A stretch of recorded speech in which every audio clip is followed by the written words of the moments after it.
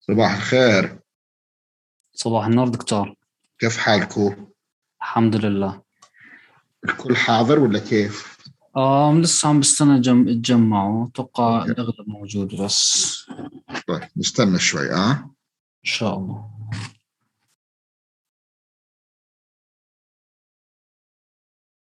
نبدأ ان شاء الله. السلام عليكم. صوتي واضح؟ بس معلش إذا الصوت واضح تحكوا لي. واضح الصوت، واضح. تمام. يعطيكم العافية. احنا جروب C6 رح نكون معاكم بموضوع المال أبزوربشن سيندروم. أنا زميلتكم مريم العمري، رح أكون معاكم بتوبيك المال أبزوربشن definition and pathophysiology. Next. طيب بداية what's malabsorption? Malabsorption term is an umbrella term for many diseases. In these diseases, in conclusion of these diseases, patient will suffer from inability to absorb nutrients from diets like carbohydrates, fats, minerals, and vitamins.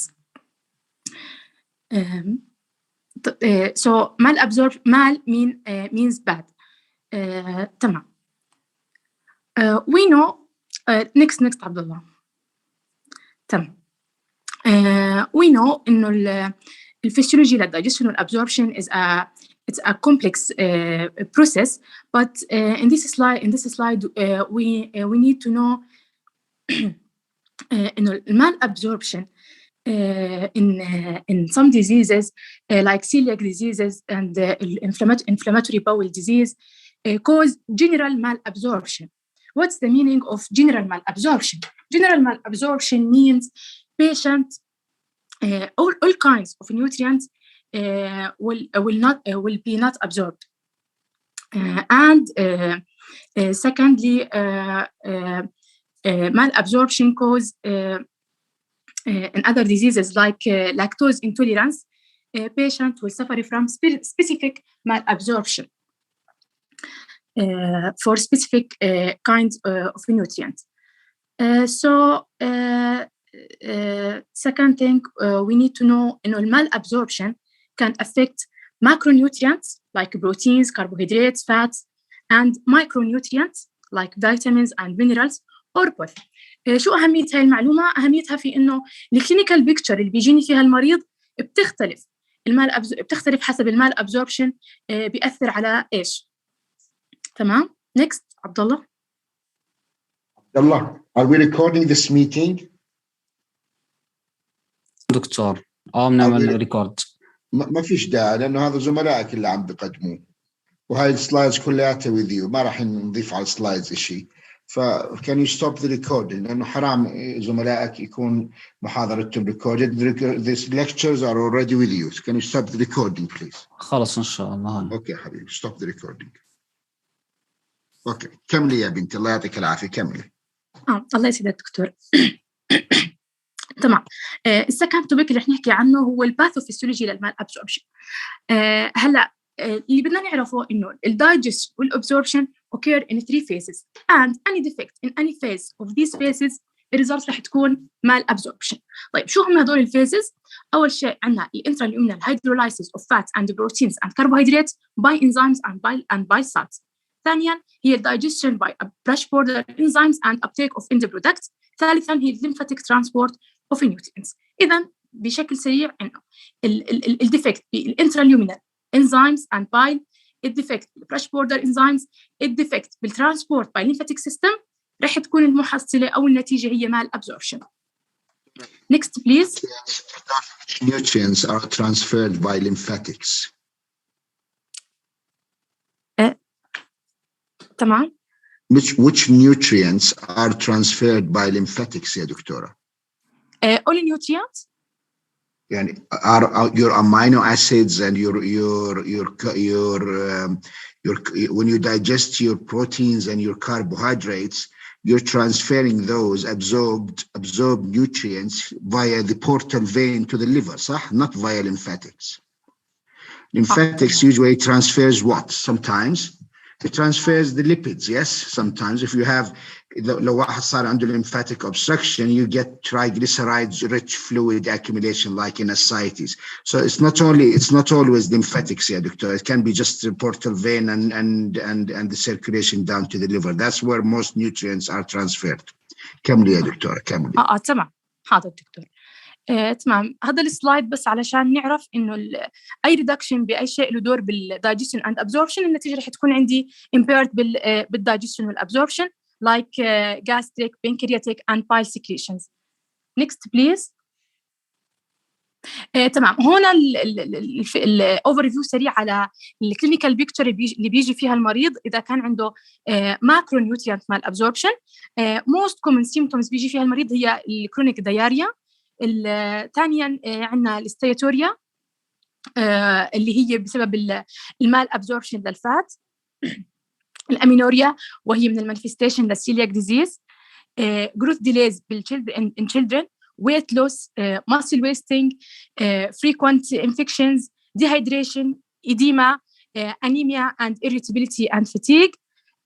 Next.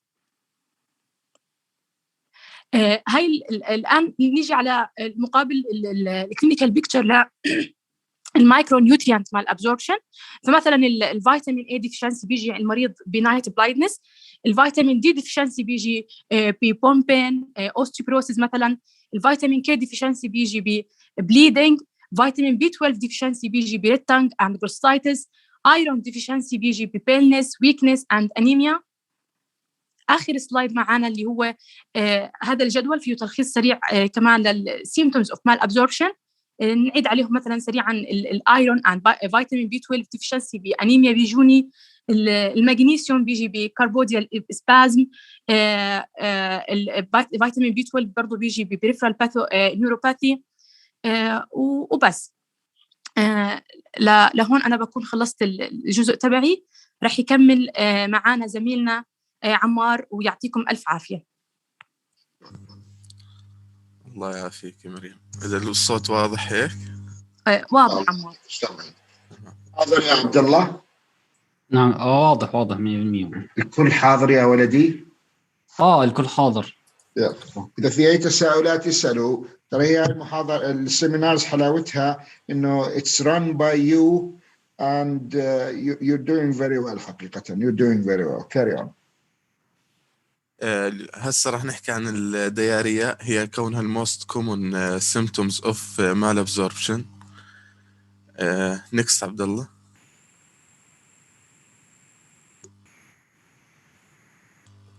تمام. مثل ما قلنا الموست common symptoms of malabsorption is diarrhea.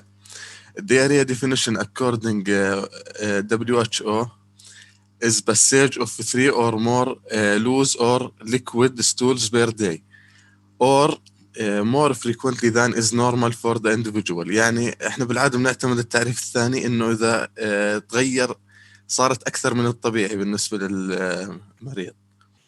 next عبد الله. تمام. الديارية classification according duration بنقسمها ل acute diarrhea و persistent diarrhea و chronic diarrhea. الأكيوت diarrhea تستمر أقل من أسبوعين. الموست كومن كوز إلها اللي هو الفيرال جاسترونتيرايتس. البيرزيستنت diarrhea هي تستمر بين أسبوعين ل4 أسابيع. والكرونيك diarrhea هي تستمر أكثر من 4 أسابيع more than 1 month. most common cause of chronic diarrhea هي irritable bowel syndrome. next عبد الله بليز. هون الديارية بناء على الهيستوري والفيزيكال اكزام بنحدد اذا اكيوت او كرونيك. وهنا بعض الديفرنشال دايجنوسيس. احنا خلينا ناخذ الكرونيك كونها اكثر بالمال ابزوربشن. بنسال عن اذا في ريد فلاج، اذا في بلد بنفكر بانفلاماتوري باول ديزيز مثل الكرونز والالسريتيف، او ببعض الدراجز مثل الانتيبيوتكس واللاكزاتيف. اذا ما في بلد بندور على الريد فلاج الثانيه اللي مثل نايت تايم او ويكنس والسيستميك سيمبتومز مثل الفيفر والويت لوس والراش واذر سيمبتومز. اذا هاي الريد فلاج موجوده بنفكر كمان بالسيليك ديزيز، بالانفلاماتوري باول ديزيز، بالبنكرياتيك انسفشنسي. إذا هاي الريد فلاج غير موجودة نفكر بالسيليك ديزيز باللاكتوز انتوليرانس and هاي بقية الديفرنشال دياجنوسيس الهايبرثايروديزم دراجز اند irritable bowel syndrome. تمام نكس عبد الله.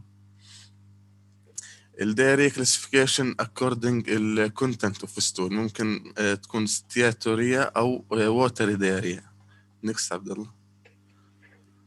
that bloody diarrhea. يعني ارجع السلايد اللي قبل. steatorrhea, watery diarrhea, and don't forget bloody diarrhea اللي هو it's usually inflammatory and sometimes infectious. تمام. نكس عبد الله. الستياتوريا definition of steatorrhea هي increase in fat excretion in the stool due to malabsorption of fat. خصائص الستياتوريا الstools may be bulky and difficult to flush, have a pale and oily appearance, and can be especially greasy, foul smelling. greasy يعني دهني ورائحة كريهة. صح. associated with fat soluble vitamins deficiency مثل فيتامين E, D, A, K. next عبد الله please. هاي بعض differential diagnosis of الستياتوريا مثل الكرونيك بنكرياتايتس، السيليك ديزيز، البوست جاستريكتومي، الكوليستيسيس مثل البرايمري سكليروزنج كولونجايتس والكرونز ديزيز. الكومبليكيشن اوف ستياتوريا include الانيميا، intestinal obstruction and weight loss. next عبد الله. Why do you get steatorrhea with primary sclerosing cholangitis and cholestatic liver diseases, تعرف? Because you're not able to pass bile and bile acids into the lumen, so you malabsorb fat. Because fat's absorption needs bile, صح ولا لا؟ نعم صحيح. Okay, لهذا السبب liver diseases like chronic biliary diseases like primary sclerosing cholangitis can be associated with steatorrhea. But the other side is primary sclerosing cholangitis is most commonly associated with what underlying condition?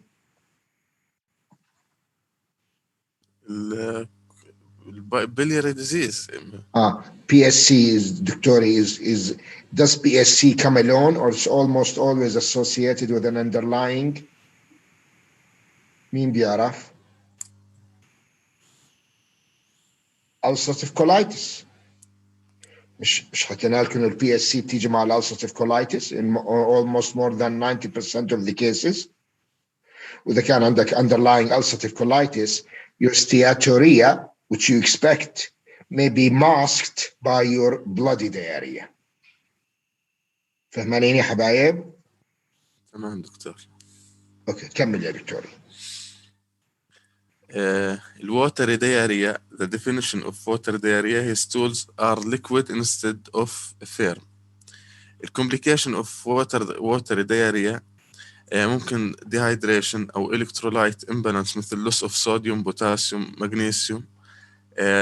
ممكن بنخاف من الكدني failure and الorgan damage. الكدني failure لأنه فيش دم كافي أو سوائل كافي بتصل للكدني. Because of dehydration so عندك pre-renal azotemia صح؟ pre-renal disease اللي هو dehydration. اوكي؟ نعم. يلا تفضل. نكس عبد الله. تمام. الوتر دياريا it could be osmotic or secretory اعتمادا على الستول اوزموتيك جاب. بنطلب الالكترولايتس بناء على هاي المعادله ستول اوزموتيك جاب ايكوال 290 ناقص 2 في الصوديوم زائد 2 في البوتاسيوم. اذا الستول اوزموتيك جاب بين ال50 وال120 بيكون نورمال، 125 بيكون نورمال.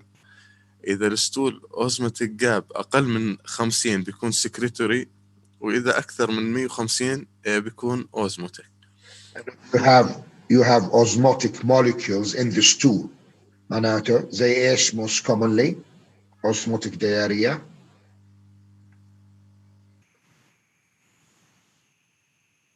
عندك سلايد بعديها هاي يا دكتور؟ اوكي وين الاوسموتيك دياريا تاعك؟ عبد الله نزل كمان سلايد.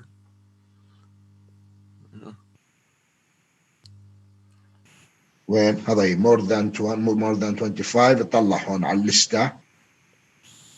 Where is it? Did you give us causes of osmotic diarrhea يا دكتور؟ يعني انت حكيت واحد منهم اللاكتوز is an osmotic diarrhea صح ولا لا؟ نعم. مش حاطهم هون ولا كيف؟ لا والله هو أنا بس إنه Okay, how do you differentiate by withholding food or not? Okay. أيوه. Fecal osmotic gap raised. ما حطيت causes of osmotic diarrhea يا دكتوري؟ لا والله ما حطيت. طيب. Homework. Give us lists of diseases that will cause osmotic diarrhea and list of diseases that will give us secretory diarrhea. Okay, homework يا شباب. بدي اياكم تلاقوا السلايدز عليهم هذول وتبعثوا لي اياهم على الواتساب وتضيفوهم على هاي المحاضرة. يعطيك العافية دكتور. أنا في جزئية اللاكتوز انتوليرانس في اوزماتيك دياريا إن شاء الله راح أشرحها بعدين في المحاضرة. شكرا. أوكي يعني موجودة بالسلايدات. أوكي شكرا يا دكتور. يلا تفضل يا ولد تفضل. نكست عبد الله. تمام. هون بالنسبة للكرونيك دياريا بناء على الهيستوري والفيزيكال اكزام والكونتنت من الهيستوري، إذا فاتي إذا استياتورية بدنا اكسكلود الاناتوميك ديفكت عن طريق الراديولوجي سيجمويدوسكوبي او كولونوسكوبي اند بايوبسي اند اكسكلود البنكرياتيك انسفشنسي. دكتوري تمام. دياريا بيت steatorrhea is malabsorption of fat صح ولا لا يا دكتور؟ نعم. معناته colonic diseases will never give you steatorrhea. What does the colon absorb يا دكتوري؟ It only absorbs water and potassium and some potassium. Okay? نعم. لذلك لو واحد عنده colonic diseases he will never present with steatorrhea. ليش؟ Because fat absorption, where does fat absorption take place يا دكتوري? It takes place in the small bowel. So steatorrhea, if it's related to bowel disease, it has to be small bowel disease or deficiencies of the enzymes or the bile that is necessary to absorb fat. يعني واحد عنده pancreatic insufficiency, he cannot secrete lipase. ما عنده lipase, so the fat will not be metabolized, so it will pass through the stool. واحد عنده chronic biliary disease, a primary sclerosing cholangitis, fat will not be absorbed because he doesn't make measles because bile is not getting into the small bowel. Large bowel disease will never give you steatorrhea because fat absorption does not take place in the large bowel. Okay, Doctori? Okay. لذلك if someone comes to you, which of all of the following is necessary investigation in patient with steatorrhea, your colonoscopy or sigmoidoscopy are not an investigations for لأنه this is large bowel. صح يا دكتوري؟ مظبوط. الله يسعدك. توكل على الله. كمل يا ولدي. عبد الله بس ارجع سلايد. كمان ممكن نعمل الستول اناليسيز مشان الانفلاماتوري في حالة الانفلاماتوري باول ديزيز، وهون بنعمل الكولونوسكوبي اند البيوبسي.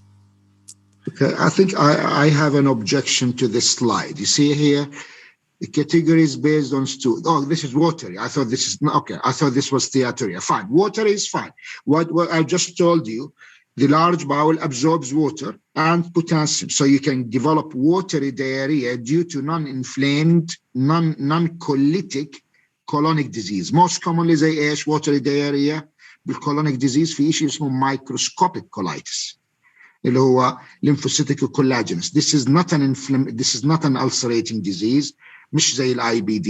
It can present with watery diarrhea. So I will accept colonoscopy and sigmoidoscopy for watery diarrhea, but not for steatorrhea. وضحت لك ذلك يا دكتوري. This slide is correct. So we talk about watery diarrhea. Carry on يا دكتوري.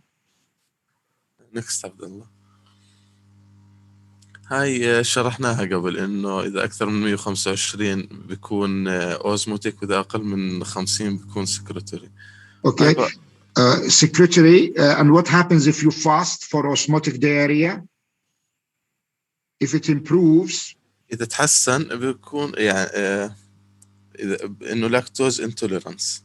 okay, and if it doesn't, look for other causes. other different diagnosis. Okay, carry on يا دكتوري. تقريبا خلاص دكتور عشان الوقت. يلا كثر الله خيرك حبيبي، شكرا يا ولد. مشكور دكتور، يعطيك العافية. السلام عليكم، أنا وتيم حصانة. تفضلي.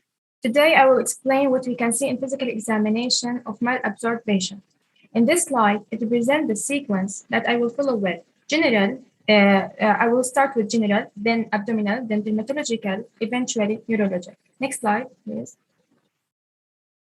In general examination, we start with vital signs. If the patient is severely malnutrition, his heart rate will be decreased and may have low blood pressure that happens when you stand up or lying. That's called orthostatic hypotension. He also may have weight loss, muscle wasting, or both of them. If the patient has carbohydrate deficiency, he could have peripheral edema. As you see in those pictures, if the patient have vitamin B deficiency, in the picture at the left, he will have chelosis, then the second one, bursitis, and the third one is aphthous ulcer. Next slide, please. Absorb what here, Victoria? Kitty carbohydrate. Is that really correct? No, doctor. Protein deficiency. Protein malabsorption or protein deficiency due to any cause, nutritional malabsorption or surgical. Right, okay, that because will of the give aquatic you pressure will be decreased. اوكي انت حكيتي كربوهيدرات واعتقد انك by mistake, doctor. الله يسعدك، شكرا يا بنتي، تفضلي يا الله. تمام. In abdominal examination, by observing and doing palpation, you will notice that abdomen is distended, caused by carbohydrate deficiency.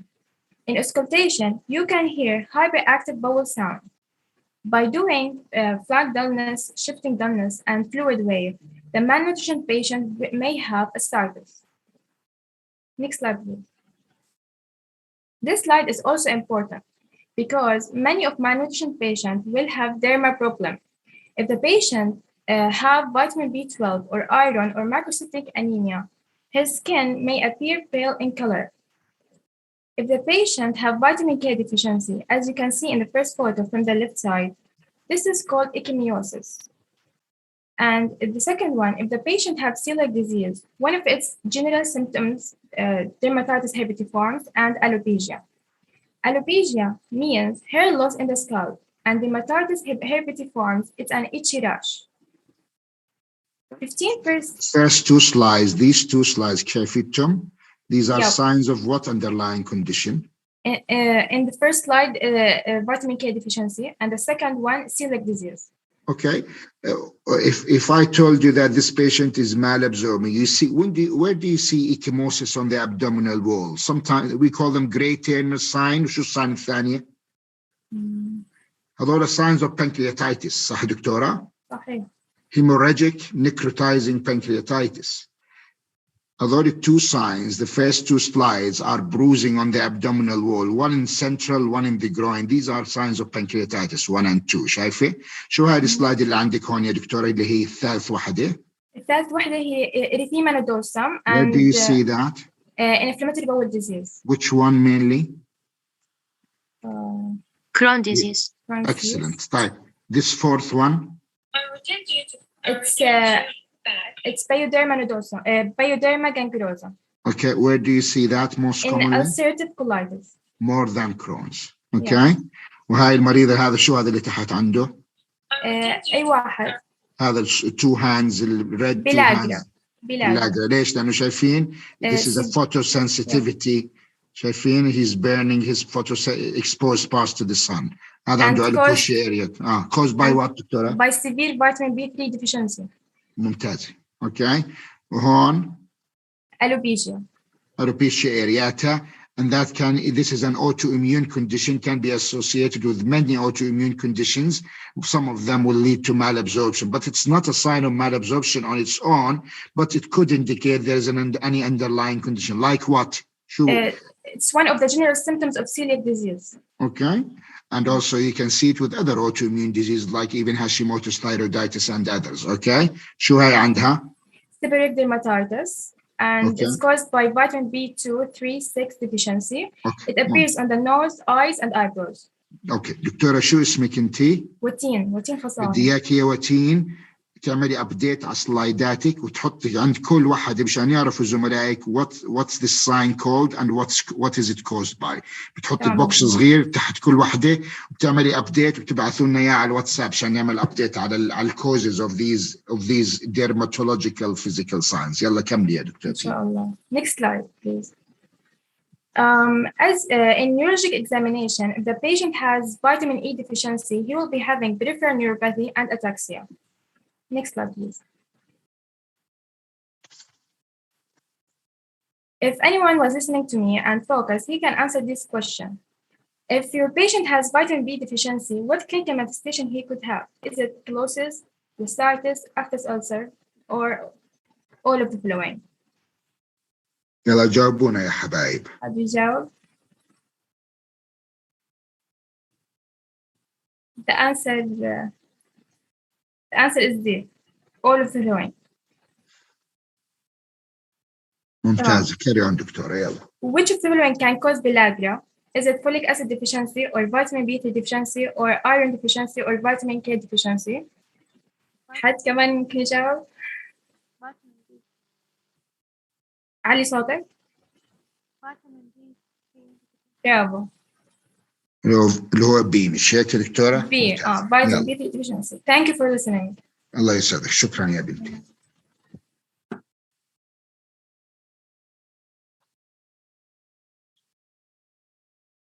سأتوقع موجود مو؟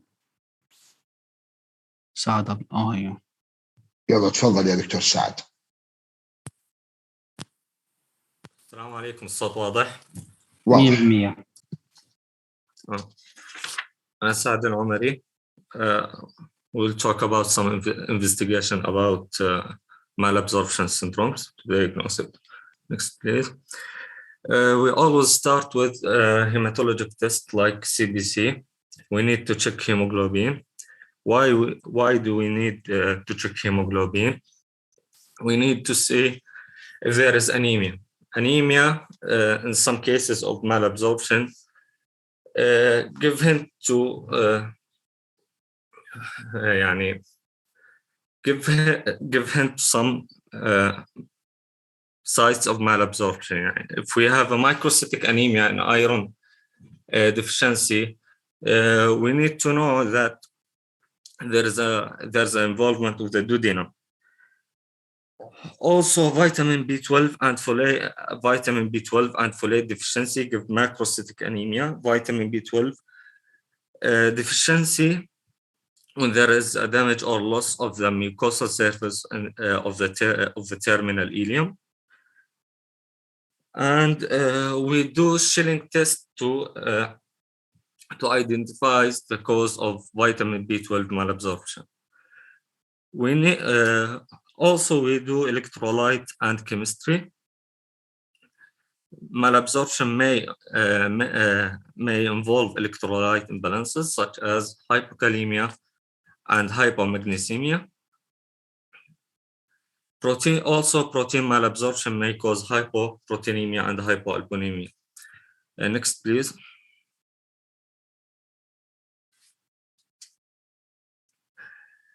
We have some tests for fat malabsorption, like fecal fat determination. In healthy people, you know that daily fecal fat is less than 6 grams per deciliter. 72-hour sample is ideal. We can also use Sudan stain. Doctor, 6 grams in 24 hours per day, not deciliter, okay?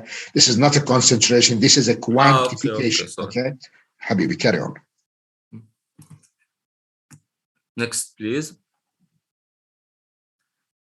Some tests for carbohydrate malabsorption. We have a deoxylose test, some monosaccharide, and we have a lactose tolerance test. Lactose tolerance test, which is increasing blood glucose less than 20 milligram per deciliter, plus the development of symptoms is diagnostic. Also, the measurement of breath hydrogen following lactose challenge. We can also use stool osmolality and smaller gap for lactose intolerance. Smaller gap may be high in magnesium, also polyethylene glycol, malabsorption by chronic pancreatitis and celiac disease. Next, please. Serology. We need to check anti-transglutaminase, anti-tissue transglutaminase, IgA type, which is the most specific and sensitive for celiac disease. Keep in your mind, serum anti-TG and anti-endometrial antibodies will be normal in IgA deficiency people. Next, please. How many of celiac patients are IgA deficient here, Doctor? How On many? average, what's the prevalence of IgA deficiency in celiac patients? I don't know, honestly. في حدا بيعرف؟ 10% دكتور. Maybe 5 to 10%. Okay. That's why انت لما تعمل celiac serology, what do? You do the anti-TTG, Yes. IgA, and if you come from the American school, you do serum IgA level as well. So you can do anti-TTG IgA, which is very specific, and IgA in the serum to check. لو طلع الانتي-TTG IgA تبعك negative or serum IgA is absent, معناته you could be dealing with a falsely negative anti-TTG IgA, صح؟ صح. لأنه you're not making IgA. You are deficient in IgA زي ما حكينا in 5 to 10% of cases. In this case, what do you have to do? تعمل anti-TTG IgG. This is what the American school does. The Europeans and the British school where I come from, I never check the anti-TTG IgA alone. I always ask for both. Anti-TTG IgA and anti-TTG IgG. تمام. I don't usually do this serum IgA, but I do IgA and IgG. I don't do IgA alone. Okay, حبايب. The Americans, they like to do IgA, serum anti-TTG IgA and serum IgA. And as I told you, if the IgA is absent, then they do the anti-TTG IgG. The British do anti-TTG IgA and anti-TTG IgG from the start. Okay, carry on, Doctor. Next, please. We have some imaging studies now. Small bowel barium studies. We may see mucosal pattern associated with celiac disease, which is mucosal atrophy. You should know that normal barium study does not exclude the possibility of small intestine disease. Next, please. Other imaging studies you can use: CT, MRI, capsule endoscopy, and double balloon enteroscopy. Upper endoscopy may diagnose or confirm some diseases like celiac sprue, Crohn's disease. Celiac sprue is what the Americans like to call celiac disease, celiac sprue. Yes. It's the same condition. Yes. It's the same. Celiac, when you see celiac, then it is disease. The Americans like to call celiac disease, celiac sprue.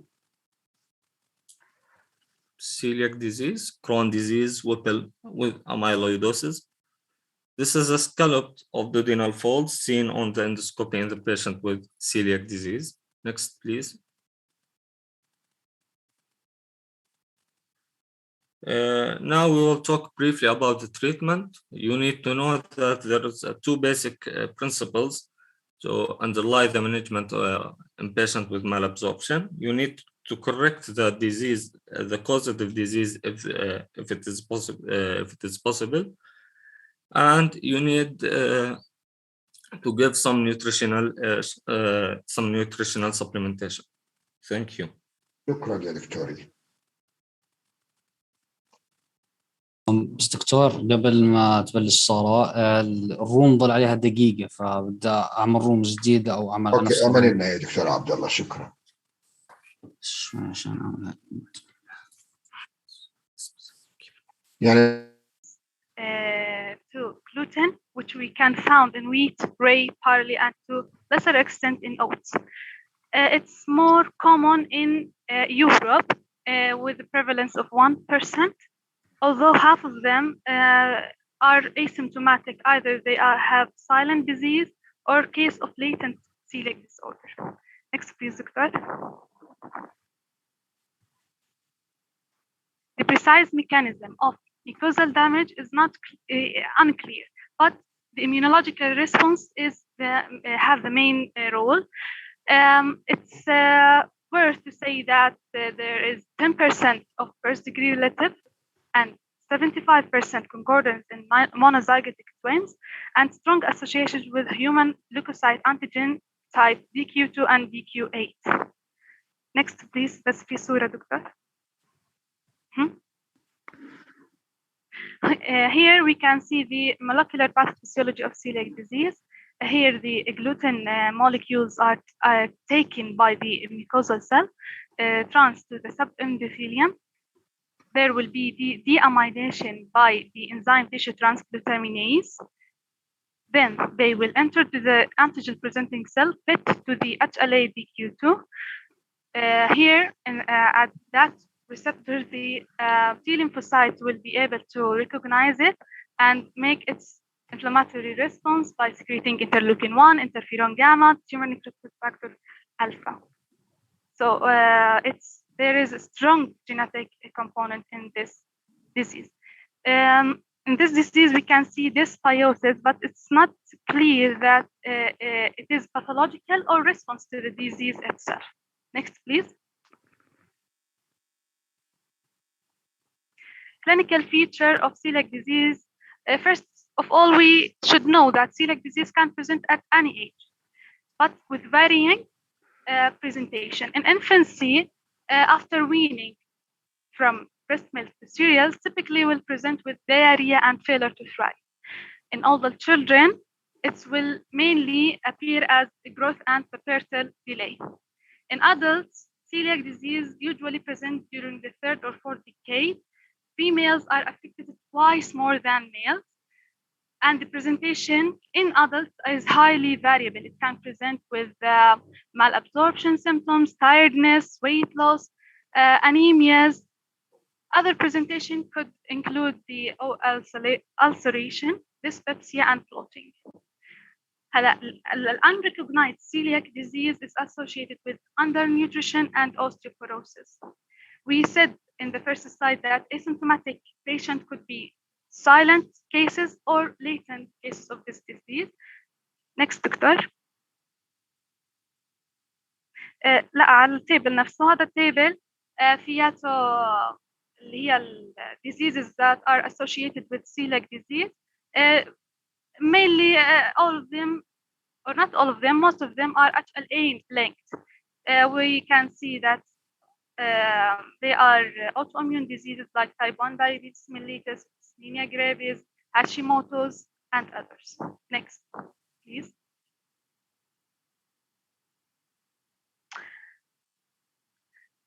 We require investigation to confirm the diagnosis and to look for consequences of malabsorption. First of all, and the gold standard one, is duodenal biopsy. We do endoscopy.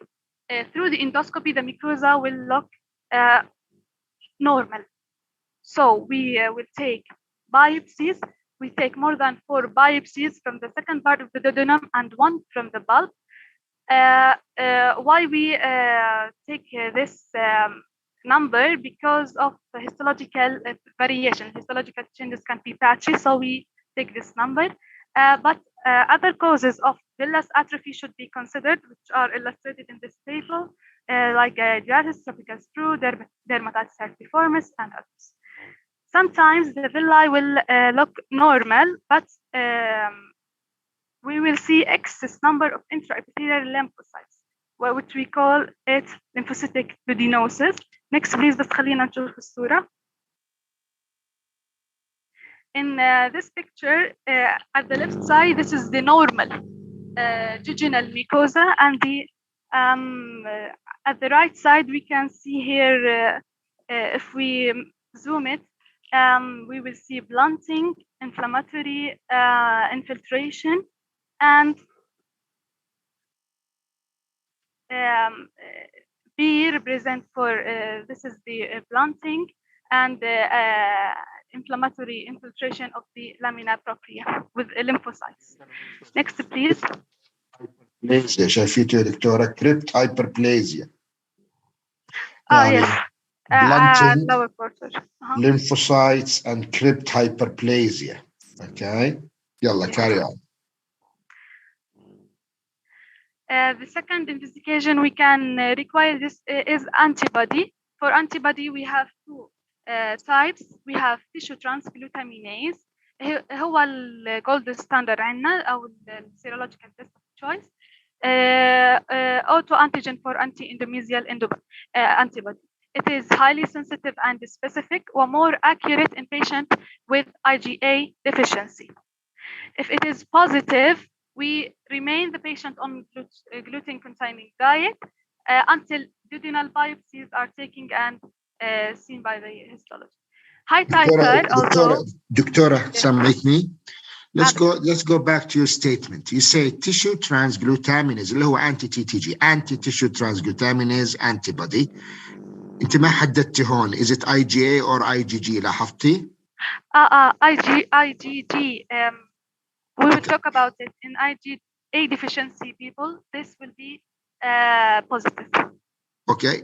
أنت هون حاكية. It is the serological test of choice as it is easier to perform, more than 95% sensitivity and specificity, more accurate in patients with IgA deficiency. أنا بدي أختلف معك. Anti-TTG IgA يا دكتورة is the most sensitive and it's present in more than 95% of celiac patients. Except if you are IgA deficient, which is around 5 to 10% of celiac patients, and that's where your IgG will be positive. فهماني يا دكتورة؟ يعني when we do see, when I tell you what is the most specific which anti-TTG is most specific for celiac, you have to tell me it's IgA. IgA, yes. No, it's a luminal disease. It's a gut disease. Well, IgA is a gut antibody. Except if they are IgA deficient, where I myself do both IgA and IgG. فهماني يا دكتورة؟ carry on يا بنتي, carry on. Yes. تمام. Okay. We finished at if it was positive, we will remain on gluten-containing diet until duodenal biopsy are taken. But high titer serology in childhood specifically can be diagnostic, and we stop them from food. دكتورة حطينا سؤال لسادس السنة. Can you see your second statement? If positive, what did you say? Remain on gluten. Okay. That's a very tricky one. You should always not go on gluten-free diet until your endoscopy has been done. Right. Okay. كثير من المرضى يا دكتورة بيجوا على العيادة بيكون جايب فحص سيرولوجي سيلك سيرولوجي بوزيتيف, بيكون الدايتيشن قالت لهم go on gluten-free diet. بيجي على العيادة إذا الدكتور ما سأله did you start on gluten-free diet وأخذناه على الاندوسكوبي and he's already on gluten-free diet, the disease features on histology and even endoscopically will disappear. الفكرة وما فيها, you should stay on gluten-containing diet until duodenal biopsies are taken to confirm the diagnosis. Okay. كان سؤال سادسة, which of all the following is not correct? أنا حطيت قلت إنه histological features will remain after going on gluten-free diet. And that's not true because everything will disappear when you go on a gluten-free diet. سؤال ثاني حطيناه قلنا إنه الانتيبوديز هذول الانتي-TTG IgA or IgG, they will also disappear or they will become at a much lower titer, significantly lower titer when you go on gluten-free diet. صح ولا لا؟ Yes. So your histology, your serology will improve significantly, and it may actually become almost completely normal in celiac patients who have gone on gluten-free diet for a long time. سهلة يا دكتورة. This is a very حطينا لساتسي هذا السؤال وما بعرف قديش جاوبوا منه. أعتقد إنه المفروض يعرفوه كلهم. تفضل يا دكتورة كملي. Next question. Okay. Anti-endometrial antibody of the IgA class, they are also sensitive and specific. The doctor said that IgG antibodies must be analyzed in patients with coexisting IgA deficiency. So one of the hematological labs, we should do IgA serum in the serum to know if the patient have IgA deficiency or not, and choose the antibody test of choice. Antibody titers usually, as the doctor said, will become negative with successful treatment. Successful treatment means gluten-free diet. Yes, gluten-free diet. Next, doctor. Hematology test, we will check for anemias due to the malabsorption of iron or folate deficiency, let's say, and we will see features of hyposplenism on blood film like target cells, spherocyte, and Hal-Jolly bodies. What are Hal-Jolly bodies, ya doctora? Inclusions. Okay, they are denatured DNA, صح يا دكتورة? Yes. Okay, carry on. Biochemical tests, we will see a reduced concentration of major nutrients, calcium, magnesium, protein, micro and micro. Let's say in biochemical tests, we will look for serum IgA for the reason we said. Other investigation will include the bone density for evidence of osteoporosis, especially in elderly and postmenopausal women. Next, doctor.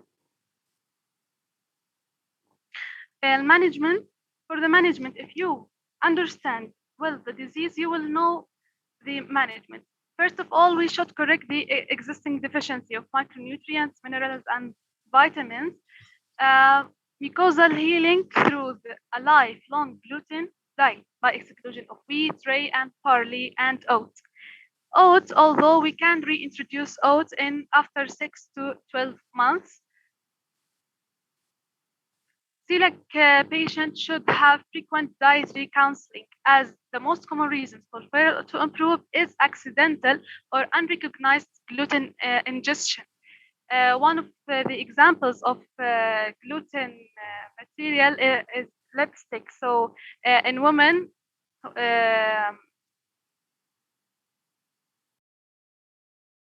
hello? سامعينك يا دكتور سامعينك. One of the examples of gluten-containing material are lipsticks. Assessment of the symptoms and the nutritional status of the patient. Blood should be taken for, as we said, for the antibodies and to see the improvement of it. Now, repeating small bowel biopsies are not required routinely, but we should consider them in patients whose symptoms fail to improve. And if the antibody titer is still high.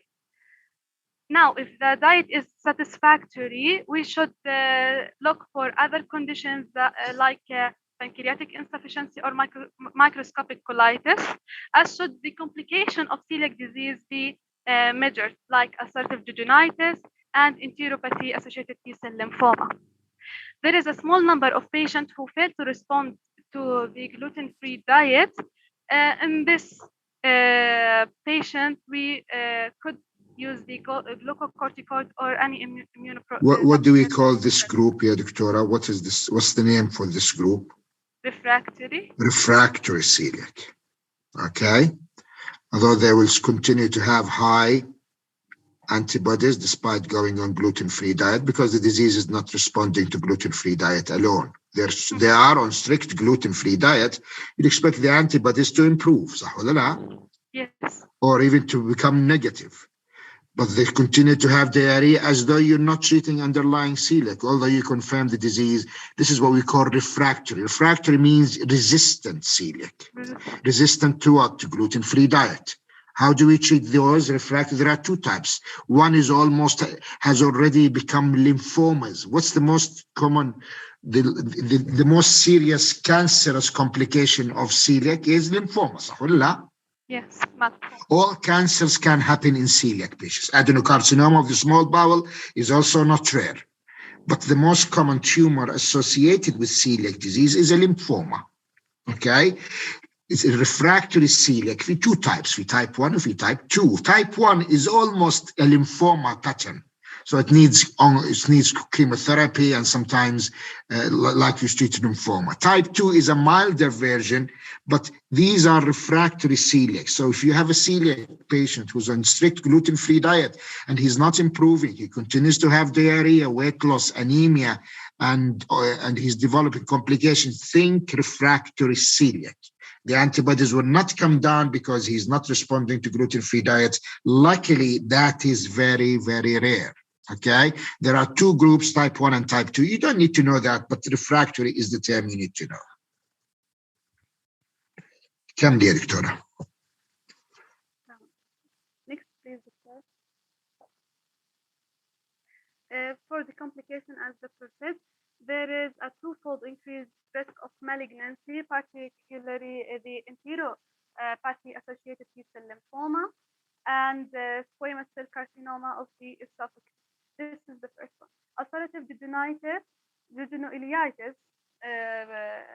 presenting with fever and pain, or even may perforation.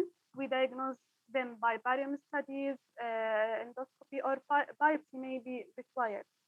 A treatment of this complication is glucocorticoids. In this case, if this case is between the surgeon hands, surgical resection will be the choice, which we in medicine do not prefer to avoid short bowel syndrome that will end up with the same problem, which is okay, carry on, Doctora.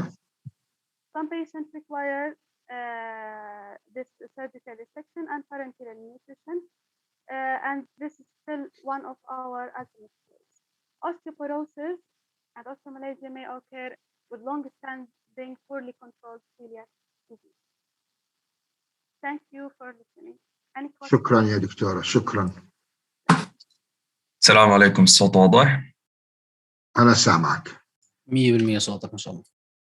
تمام، أنا محمد الحواري and I'll be explaining an entity which is not by itself a disease, but it's rather a condition developed from underlying diseases, but leads to malabsorption as a final result, which is called small intestinal bacterial growth, or abbreviated shortly as SIBO.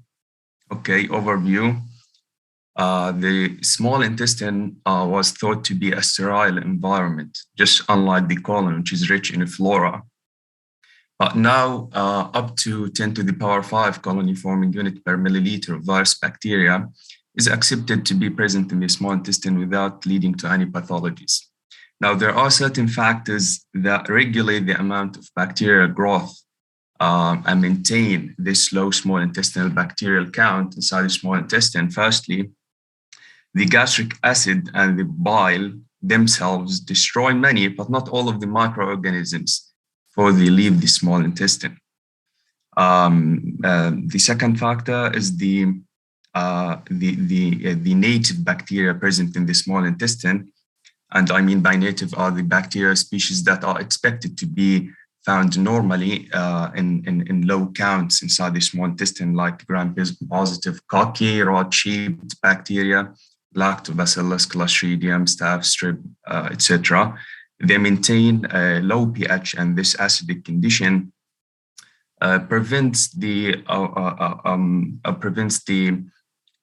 overgrowth of bacteria inside the small intestine. And last but not least is the forward propulsive motility, peristalsis. You know, peristalsis works to move contents through the small bowel. And if you don't have that, we have this motility disorder of sorts. Right bacteria can become more stagnant and and this creates suitable environment for the bacteria to multiplicate freely inside the small intestine. Now, any underlying condition, any underlying disease that lead to disruption of one or more of the previous mechanisms or factors leads to small intestine bacterial growth. Abid, next. Okay, definition. Small intestinal bacterial growth is defined as heterogeneous syndrome, and I mean by heterogeneous that which it is caused by many underlying diseases. We will mention some of them in a minute. SIBO is characterized by an increased number of native, and I explained what I mean by native and or non-native, and the non-native bacteria, which is bacteria species that are not supposed to be there in the first place, like gram-negative or enterococcal. Okay, this overgrowth of bacteria inside small intestine results in excessive fermentation, especially of the carbohydrates, along with the fat malabsorption we'll talk about in a moment. This leads to the final word of this definition, which is the malabsorption, which is the most concern of this condition. And the presence of bacteria in the small intestine, this initiates an inflammatory process harming the intestinal mucosa naturally. Okay, some of the etiologies of the SIBO condition includes first, as we mentioned, any disease that can disrupt the mechanism that regulate the low count of bacteria inside small intestine. First of all, impaired motility, and we talked about the peristalsis role in maintaining low bacterial count inside small intestine, and this is seen in DM autonomic neuropathy like enteric nerve damage, scleroderma, celiac disease, partial intermittent obstruction, all lead to the same point. Hypo or achlorohydra, which is defined as decreased gastric acid secretion, and there's actually a long list of conditions that lead to decreased gastric acid secretions. And remember, we said that gastric acid along with the bile help destroy most of the especially non-native bacteria inside the small intestine. And some of the, and hypochlorohydra may be iatrogenic, by the way, as in patients who are on PPI for a long time. The third etiology is GI anatomical abnormalities, like, resections of certain parts of the small bowel or even the stomach, like antral resection or subtotal gastrectomy. Those can definitely precipitate bacterial growth. Next, Abid. Okay, here's a schedule that summates some of the etiologies behind SIBO. And there's an additive cause here, which is impaired immune function. And yes, having a robust immune system, immune system has a function against its enemy, the microorganisms, right? Including the bacteria, naturally. So having a robust immune system can definitely precipitate bacterial growth. And this is seen in immunocompromised patients or patients who are immune suppression drugs like methotrexate, azathioprine, or hydroxychloroquine. Other causes, I talked about them: hypo or achlorohydra, pernicious anemia, partial gastrectomy, long-term PPI therapy, impaired intestinal motility, structural abnormalities, etc. Next of it. Okay, clinical manifestation. The signs and symptoms are not specific. It's a classical picture, actually, of malabsorption.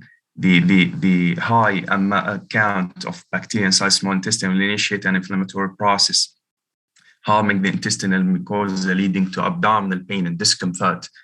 The bacteria itself will deconjugate bile acids, and if bile salts are deconjugated and reach the colon, this causes large amounts of fluids to be secreted from the body, leading to watery diarrhea, and along with the fat malabsorption may lead to steatorrhea in some cases. Also, high counts of bacteria in the small intestine will increase the fermentation of especially carbohydrates. One of the ultimate products of fermentation is gases. So increased bacteria, increased fermentation, increased gases, so blotting and excessive flatulence. Okay, the malabsorption itself, which is as a result of the body cannot benefit from the carbohydrates because it will be metabolized by the bacteria before it will be absorbed by the body, as long as with,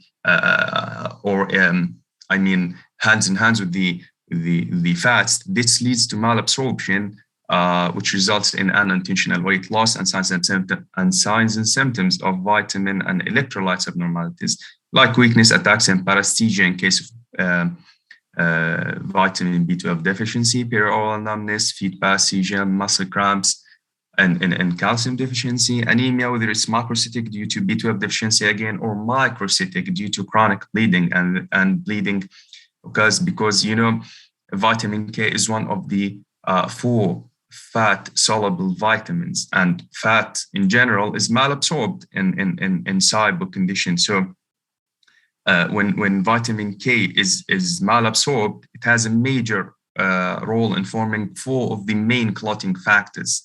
This leads to bleeding and subsequently the microcytic anemia. Next. Diagnostic tools. Okay. Small intestinal bacterial growth has a long list, honestly, of differential diagnosis, nearly all differential diagnosis of malabsorption. So the gold standard diagnostic tool is jejunal aspirate, which is a quantitative culture of the jejunal fluid. And if it shows a bacterial count of more than, as we mentioned, 10 to the power 5 colony forming unit per milliliter, it's by itself enough for calling the diagnosis of SIBO. But it is usually not performable since it is an invasive procedure. The most performable test is lactulose or glucose hydrogen breathing test. And the idea behind this test is that, you know, lactose is a non-absorbable sugar. It is metabolized inside the colon. One of the ultimate products of the metabolism or fermentation is hydrogen. So it's a physiologic process. So how it's diagnostic for small intestinal bacterial growth? Now, any early rise in the breath, and the keyword is early, okay? Any early rise in the breath hydrogen after lactose or glucose administration indicates that the lactose is metabolized somewhere proximal to the colon, because the rise in hydrogen in the expired air is earlier, okay? And this occurs in a condition of overgrowth of bacteria in the small intestine. Okay, next. So if you have a bacterial over there are lots of bacteria which metabolize your lactulose in the colon. That is natural. Yes. You remember when we talked about giving lactulose for patients with hepatic encephalopathy? We give that to flush the bowel, mainly large bowel bacteria from the lumen, to minimize the exposure and minimize generation of the bacteria fermenting proteins and generating ammonia, which is toxic in hepatic encephalopathy. So that's a different modality. We give lactulose therapeutic there, but here this is lactulose hydrogen breath testing, which relies on more than usual high bacterial concentration in the small bowel. This is not large bowel. This is a small bowel bacterial overgrowth, which is abnormal. It shouldn't be, and that's why you get lots of large amounts of hydrogen coming out in the breath test. Okay, so that is different from the therapeutic modality we give for lactulose in patients with liver cirrhosis and hepatic encephalopathy. In that is we are mainly concentrated there about large bowel bacteria which will ferment amino acids into ammonia. Carry on here, Dr. Next. Okay, the management. It's a bacteria, Jama. Obviously, I need antibiotic, and the mainstay antibiotic of treatment is rifaximin.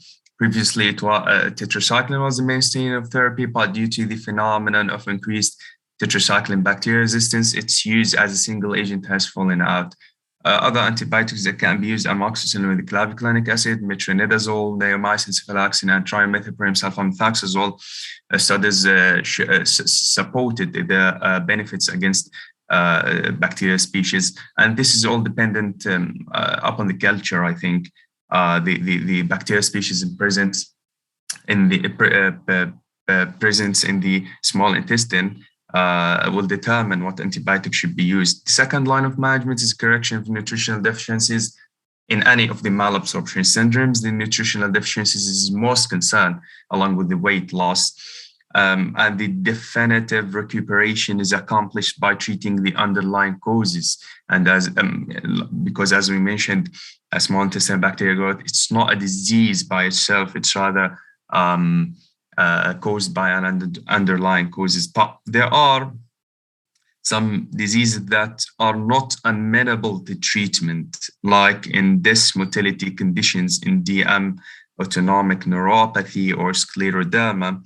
The therapy here is to prevent their progression, to control these diseases, to minimize their effects all over the body, including the small intestine. So that's all what I had. I hope I made that clear. Thank you. السلام عليكم. لحظة بدي أرجع على small intestinal bacterial overgrowth. ما حكى عنهم زميلكم. What do we find on lab investigations in small intestinal bacterial overgrowth? Victoria, أنا بسأل, what do you expect to find on lab investigations in someone who has bacterial overgrowth? Okay, اللي هم results of vitamins and minerals deficiency. مثلا ممكن أشوف anemia في CBC, ممكن أشوف vitamins deficiency, ممكن أشوف electrolytes deficiency, ممكن طبعا إلى threshold معين بعدين حيعمل أصلا signs مثلا. I think that this is a very common question. We brought it down to 6 here. I gave them a scenario of a young woman who had surgery for, I think, gynecological cause, and then she developed, as part of the complication of surgery, she was found to have, I think, small bowel diverticulosis, and so that indicates that these are pockets where bacteria can overgrow. And I said, she comes to you with diarrhea, malnutrition. Which of the following parameters you would expect to be normal or raised? You say everything should be deficient except one parameter should be normal or raised. Which one is that, ya Doctori? Yeah, okay. This is a 6th year question though, for me. Just remember, folic acid. It does not. Folic acid deficiency is not a feature of small intestinal bacterial overgrowth. Actually, folic acid will be normal or even raised. Okay, because the bacteria makes it. Thank you, Doctor. Everything else is low. So you can have iron deficiency anemia, vitamin B12 deficiency, everything you expect, apart from folic acid, because it can come from the bacterial source. So folic acid would be normal or raised. Sorry, I know that's a 6-year level, but I wanted you to know that folic acid is not low in SIBO. Okay? يا دكتور. يلا حبيبي carry on. شكرا يا دكتور. شكرا لك. لا الفيتامين كي مش كمان البكتيريا بتسمعه ممكن يكون هاي. سارة صوتك بعيد. دكتور هلا فيتامين كي مش كمان البكتيريا هي اللي بتسمعه وممكن يكون هاي في هاي الحالة؟ Vitamin K is a fat dependent fat-dependent vitamin for its absorption. So small intestinal bacterial overgrowth can present in all types of malabsorption, including fat. So vitamin K deficiency can be a feature of small intestinal bacterial overgrowth. But my question in the exam was all of the following will be low, except the answer is folic acid. تمام. كملي يا دكتورة. صوتي واضح؟ بس واضح. دكتور بس السيشن راح يخلص أقل من دقيقة، فخلنا بس عمل ستارت سريع. أوكي ماشي يلا.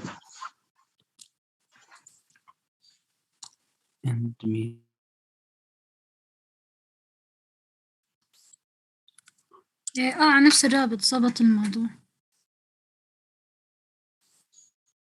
شوي ولا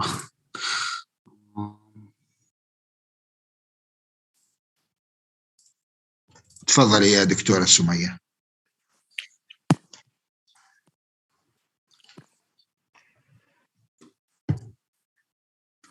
السلام عليكم. صوتي واضح؟ واضح، تفضلي. Okay. So today I'm going to explain tropical sprue. Next slide, please. Okay, so tropical sprue is a disease that affects the small intestines, and it changes the structure, the function of the enterocytes. Therefore, it causes progressive malabsorption. Now, from its name, tropical sprue means that it has an epidemiological pattern, meaning that it is more prevalent along the tropics, mainly in the West Indies, southern India, Malaysia, and Indonesia, rarely in Africa, China, and the Middle East. Now, since it has an epidemiological pattern, they tried to isolate a microorganism that is associated with it, maybe that is prevalent along those areas, but they didn't link any specific microorganism to it. So the exact cause of it is unknown, but is most likely of infectious nature, such as bacteria or a virus infection. Next slide, please.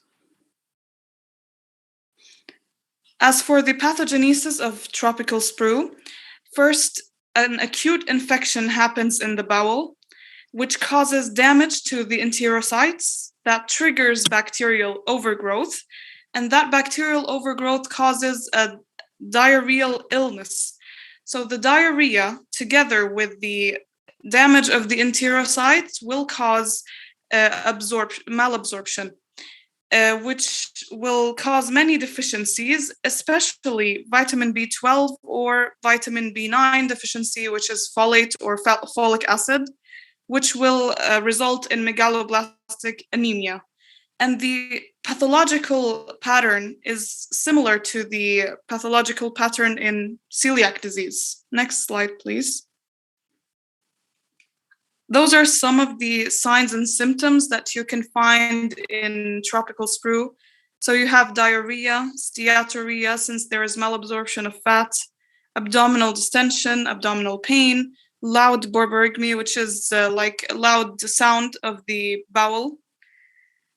Signs of malnutrition, such as anorexia, fatigue, weight loss, poor wound healing, cold intolerance, and propensity for frequent infections. Next slide, please. So sometimes the tropical sprue disease can happen, it becomes chronic, so throughout the person's life, and it will have remission and relapse periods. When that happens, you will have a long-term malabsorption. So you will have things like hypoproteinemia and other deficiencies. So you will have symptoms of that will start to happen, like anemia signs and symptoms, ankle edema, which will be bilateral and pitting edema, glossitis and stomatitis that will happen because of the vitamin B12 deficiency. Next slide, please. Doctor, these are all classical features you expect in every patient who is malabsorbing, mainly small bowel disease, like SIBO, like tropical sprue, like celiac, all of these. Carry on, Doctora. Next slide, please. So when you diagnose tropical sprue, it's a diagnosis of exclusion, meaning that you have to think of anything else and rule them out, especially Giardia, because it really mimics the presentation of the disease. Now, when you ask in history taken, when you ask if someone went to a tropical place, you should remember that someone can have the disease after years of visiting that place. So you should ask about it, even if it's an old visit or travel. Tests to run, you have CBC to check for anemia, comprehensive metabolic panel to check for electrolyte abnormalities, antibody screening test to rule out celiac disease, malabsorption testing, deoxylose test, and fecal fat testing, stool culture to rule out any other microorganism that could have caused the infection. Endoscopy, you get a biopsy and see if there's any features similar to celiac disease, such as partial villus blunting, which is like atrophy of the villi, and intraepithelial lymphocytosis. Next slide. On histology in patients with tropical sprue, what you actually see in celiac disease. But how do you differentiate? The history is very important. Someone who's traveled to the tropics, and don't ever forget celiac serology. Tropical sprue, if you have you should in endoscopy, I always take duodenal biopsies in someone who has chronic diarrhea. And if the duodenal biopsy comes back showing features that are consistent with celiac disease, my next step is to take celiac serology. Antibody screening, yes. If the celiac serology is negative and the patient has traveled to the tropics, I would have a very low threshold to give that patient antibiotics because the diagnosis is likely to be tropical sprue. Okay? Yes. Carry on, Doctor. Very good. Carry on. Okay, so the goal of the treatment is either to have a long-term remission, which is to suppress the disease, or a cure for it. So you have to give, because the patient is dehydrated, you have to give him fluids. You have to give a broad spectrum antibiotic like tetracycline because we have bacterial overgrowth. You give folic acid, vitamin B12 because you will have deficiency in those vitamins, and to relieve symptoms of the anemia. And some cases require prolonged treatment and even leaving the area, the tropics. Next slide, please. What's the difference between SIBO and tropical sprue? SIBO is a bacteria growing inside your small bowel, but it is not actually giving you any mucosal damage. The bacteria itself is causing the malabsorption, okay? Whereas tropical sprue, we think the etiology is bacterial. We hardly ever manage to isolate a pathogen, but the history is, but what do we tend to see? We tend to see some mucosal damage like we see in celiac patients, okay? We see lymphocytes. There is some inflammation in tropical sprue to the extent that many gastroenterologists may misdiagnose tropical sprue as celiac disease. That's a very common mistake because you commit that patient to going on gluten-free diet for the rest of his or her life unnecessarily. Okay, so when you see celiac on histology, do antibodies. Now, if someone comes to you, in my practice, I would always do celiac serology in every patient who comes with chronic diarrhea, having traveled to the tropics or not. If the celiac serology is positive, then and the histology confirms celiac, then it's unlikely to have tropical sprue on top. You can. I had a patient once who was living in Malaysia for all her life. She came to the UK. She had a combination of celiac and tropical sprue at the same time. How did we know? Because we put her on a gluten-free diet. Her histology did not improve. Okay, she continued to have features of celiac, and she's not refractory celiac because she's gluten-free diet. Her antibodies came down. Anti-TG, IgA, and IgG, but her histology did not improve. We took biopsies from the areas. There are no features of refractory celiac. There is no features of lymphoma, type 1 or type 2. And then we gave her a course of antibiotics for 6 months of tetracycline, notorious antibiotic. She improved significantly, okay? So you always have to know which way you're playing it. Sometimes you rarely can have the two, but extremely rare. Celiac serology is important. Carry on, Doctor. Okay, next slide, please. So the prognosis of tropical sprue is usually good when you give the proper treatment. The reoccurrence rate for someone who is a traveler, there is no rare or no reoccurrence because they leave the area. But for residents that stay in the area, there's a remission, there's a relapse rate for that is 20%.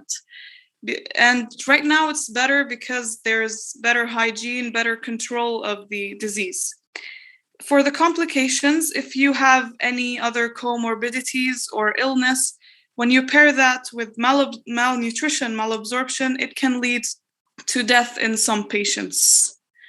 I finished my presentation. Thank you for listening. Okay, what's the next topic we're going to talk? Okay, Whipple, okay. After Whipple, we may stop, okay? Because if I want to ask you about malabsorption, I think my major topics is what you lot have done. Your physiology, your celiac, your tropical sprue, your SIBO, and Whipple, okay? The rest, you would have covered most of them with IBD, like short bowel syndrome and terminal ileal disease. So we may not just go through them. We may just whiz through them.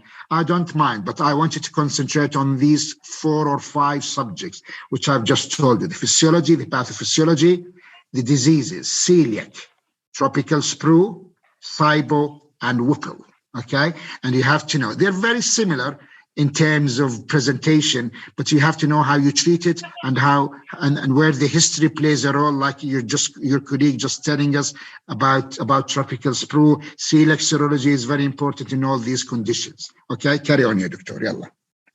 مرحبا, أنا سلمى الدروبي. I will continue talking about Whipple disease. الويبل ديزيز هو من الديزيزز اللي بتعمل malabsorption أو impaired absorption of nutrients. First of all, what is Whipple disease? هو عبارة عن rare chronic systemic infection caused by bacteria which known as Tropherma whipplei, which is gram-positive bacteria. ومعنى إنه هو systemic infection إنه this bacteria will invade almost all organ system مثل RS, CVS, GI, lymphatic, which mean إنه the patient will present with a wide variety symptoms. تمام. هلا الريسك فاكتور عندي جينيتيك فاكتور بالانديفيديوال اكزامبل عليها ال HLA ب 27 هابلوتايب.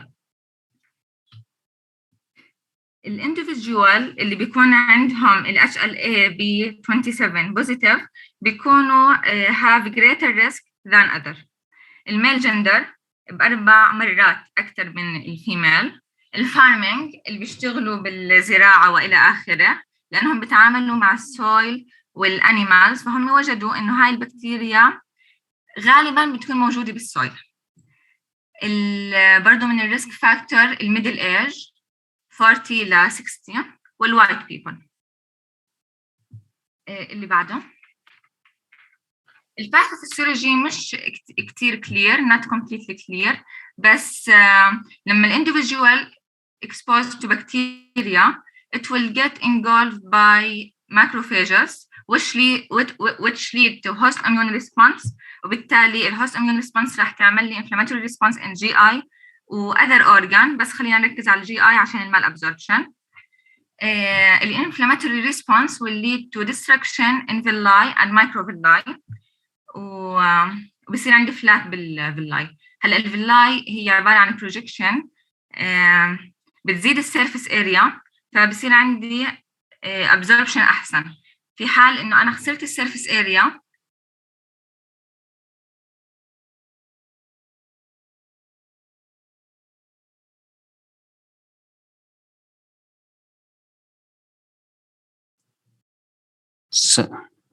دكتورة رنين راح صوتك. دكتورة سلمى. ويناش؟ هيصير عندي مال ابزوربشن لانه راح اخن والى اخره. اوكي من السيمبتومز اللي بعده سلمى الاخر دقيقة يمكن ما سمعناش. سمعتوا؟ طيب هعيد الباثوفيسيولوجي على السريع. اوكي خلاص مفهومه، الباثوفيسيولوجي مفهومه يا دكتوره. move to the next slide يلا. تمام. اللي بعده عبد الله. الكلينيكال features most infective individual are asymptomatic. If patient is symptomatic he will present with fever والفيفر بتكون low grade fever. كمان رح يجي بgastrointestinal symptoms مثل الدياريا، ممكن تكون watery وممكن تكون استيوريا. ليش استيوريا؟ لأنه احنا حكينا إنه عندنا مال absorption فبصير عندي للفات مال absorption فبيطلع الفات بالستول. بيكون عندي abdominal pain, weight loss, gastrointestinal bleeding برضه ممكن تصير بسبب إنه بيكون عندي الفيلاي دامج فممكن يصير عندي bleeding. الجاستروانتستينال symptoms بتيجي بليت late onset على عكس الجوينت بيكون عندهم pain بالجوينت، فهاي بتكون من early onset اللي بيجي فيها البيشنت. بيكون عندهم arthralgias ومن خصائصها أنها بتكون migratory. معنى أنها migratory يعني one or a set of joints are affected and then it changes to other joints. واضحة هاي؟ واضحة، تفضلي تفكري يا دكتورة يلا. أغلب الجوينت اللي بيصير لها، معلش عبد الله ترجع لورا، أغلب الجوينت اللي بيصير لها بتصير انفكتد هي اللارج جوينت مثل الني والأنكل، وغالبا البيشنت بس بيجي بكلاسيك سيمبتومز اللي هي جوينت بين، ويت لوس، دياريا وابدومينال بين وفيفر. هدول الكلاسيك دكتورة بدي أفهم these arthritis or this arthritis is not septic arthritis. يعني many people think that it is the bacteria, this bacteria, okay, has caused the arthritis. It's actually not, okay. يعني هذا مو زي واحد عنده septic arthritis due to trauma or due to deep infections. This is aseptic arthritis, okay. مفهوم يا دكتورة؟ دكتور يلا carry on. اقلب السلايد يا عبد الله. تمام. كمان بيجي بكاردياك سيمبتومز، بصير عنده بريكاردايتس، اندوكاردايتس، ممكن يجي في peripheral edema لأنه بصير عنده loss بالبروتين. بيكون عنده أنيميا، الهيموجلوبين تاعه واطي، الليمفوسايتوبينيا، الليمفوسايت سيل بتكون قليلة. بيكون عندهم ليمفادنوباثي، صح يا دكتورة هذول؟ بالضبط. يعني شوفوا لما when you get a question in the exam where you have multi-system involvement. Someone comes in with malnutrition, anemia, and diarrhea that is not bloody, okay, and he gives you a few unexpected systems involved.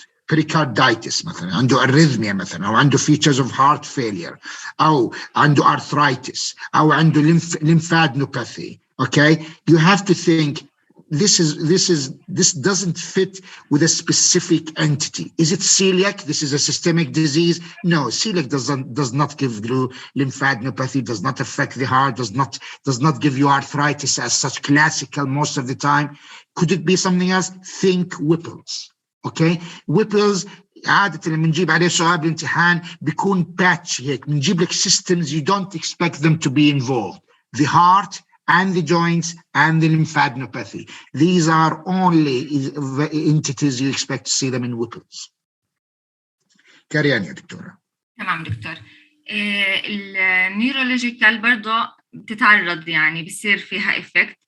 ممكن الإفكت يصير irreversible damage في حال أنا تأخرت في التريتمنت للبيشنت أو تأخرت بالدياغنوسيس. ممكن يصير عنده أتاكسيا، ديمنشيا، مننجايتس. وبس اقلب السلايد. هذا نفس اللي حكيناه فوق، إنه بصير أنيميا، ليمفودينوباثي، دياريا، مننجايتس، كرونيك كاف، فيفر، بريكاردايتس، نفس اللي حكيناه. السلايد اللي بعدها الدياغنوسيس. أول شيء بدي أشوف الهيستوري والسيمبتومز اللي جاي فيها البيشنت. في عنا 4 typical symptoms حكينا عنها فوق. غالبا لما يجي البيشنت بهدول السيمبتومز ما بيكون عنده ويبل ديزيز لأنه هو very very rare disease. فأنا يعني I must rule out other common diagnoses أو other common disease مثل inflammatory bowel disease مثل HIV وإلى آخره. يعني بعد هيك بنتقل للانفستيجيشن أو التست اللي ممكن أعملها. ممكن أعمل upper endoscopy، فبيكون عنده pale intestinal mucosa وبيكون عنده red lesion. السمول باول بايوبسي بلاقي فيها expanded villi وبيكون فيها containing macrophages staining positive with pastin اللي هي هون موجودة بهاي الصورة.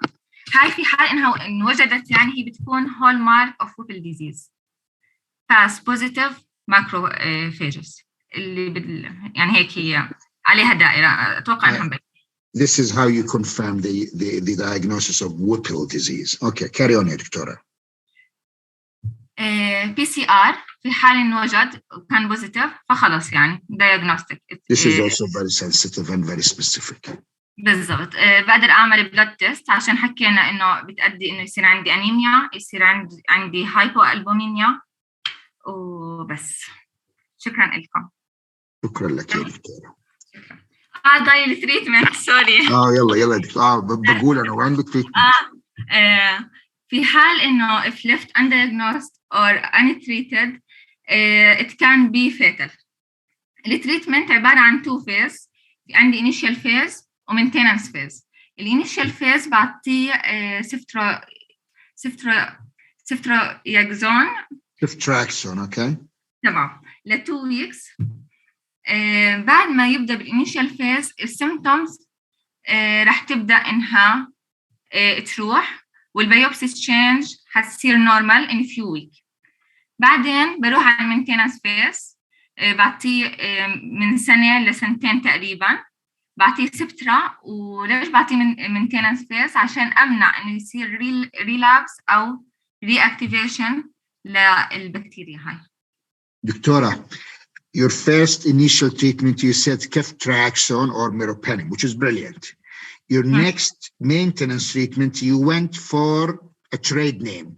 أنا ما بعرف شو سبترا، كل زملائك ما بيعرفوا، بس أنا بعرف you probably mean co-trimethoprim، صح ولا لا؟ أيوة بالضبط. اللي هو ترايميثوبريم مع سلفاميثوكسازول.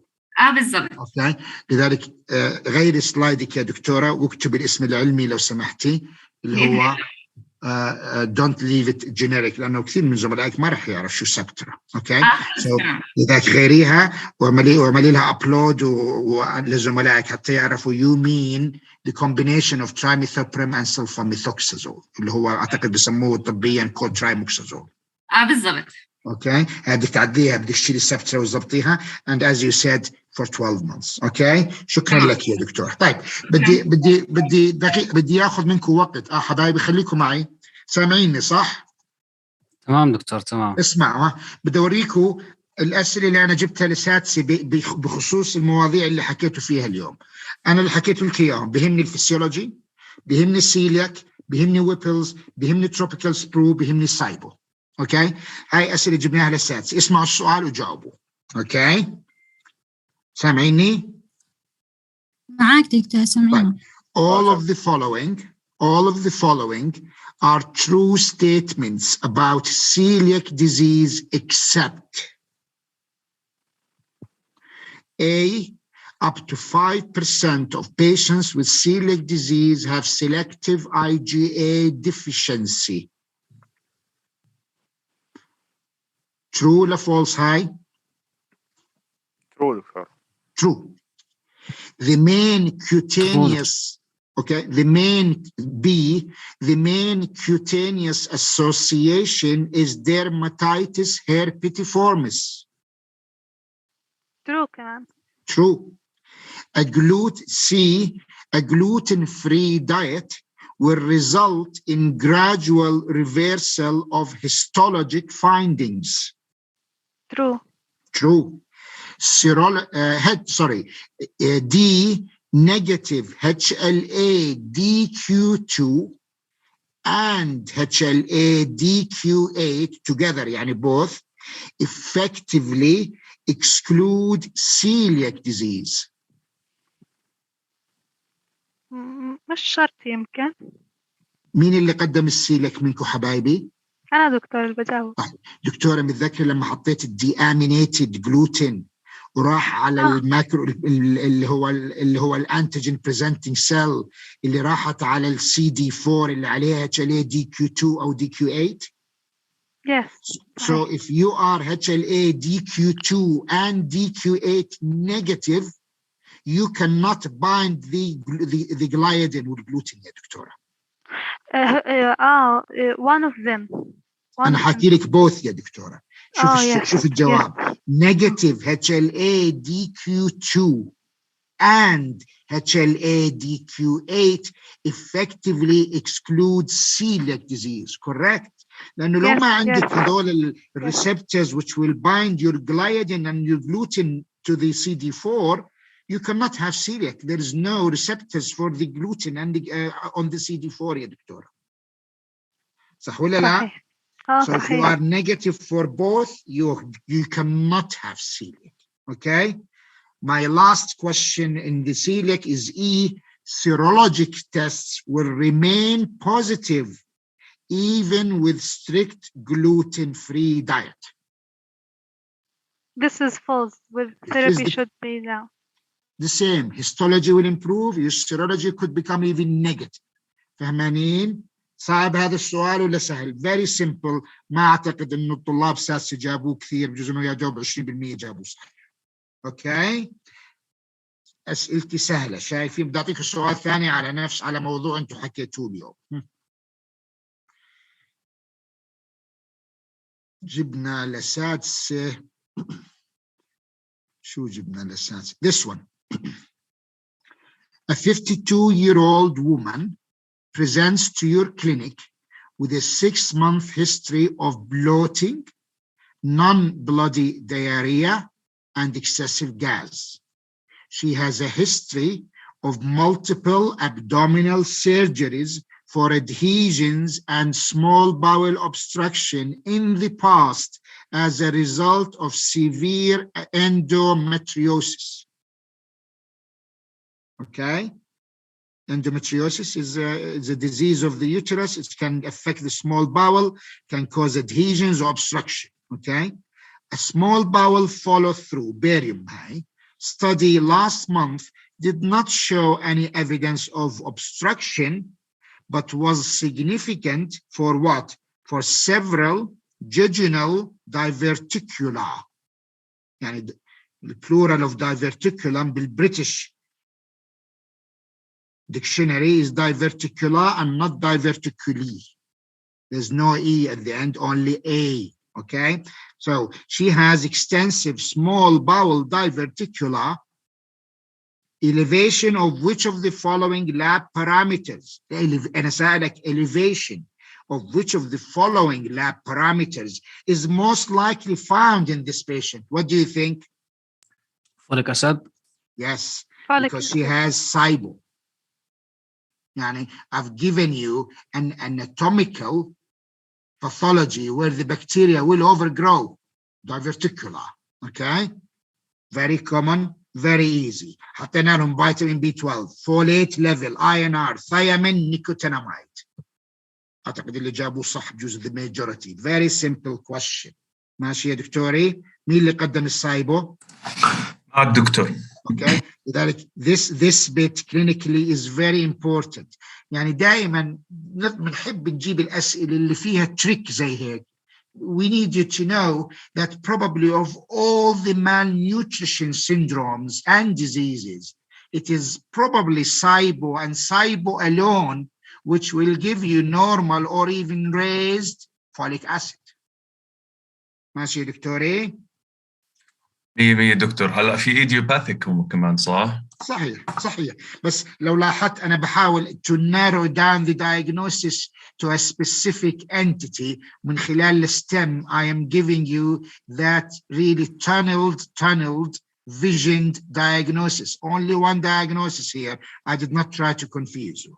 Okay? لذلك الأسئلة بتيجي سهلة يا حبايب بس لما تقرأوا بكون تقرأوا in details. أسئلة ما هي صعبة.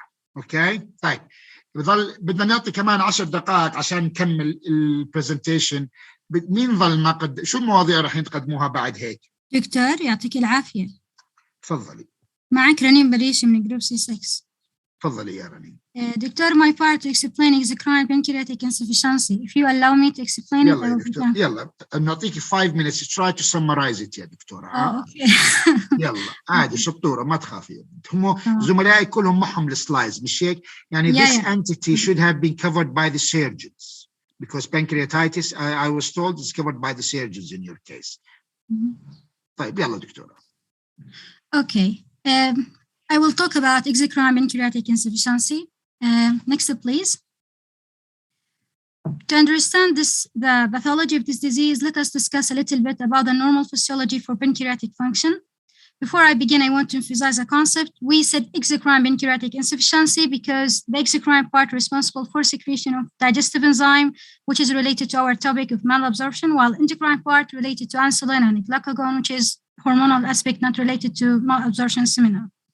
Now, for fat digestion, protein digestion, and carbohydrate, which all of this nutrient begin in your oral cavity and then to the stomach and reaching as a form of chyme to the duodenum. Now, when the chyme reaching to the duodenum is highly acidic substances, for that reason, we need to naturalize these substances in order to make the environment suitable for pancreatic enzyme to be functioning. For that reason, we will secrete a hormone called secretin to neutralize the acidity.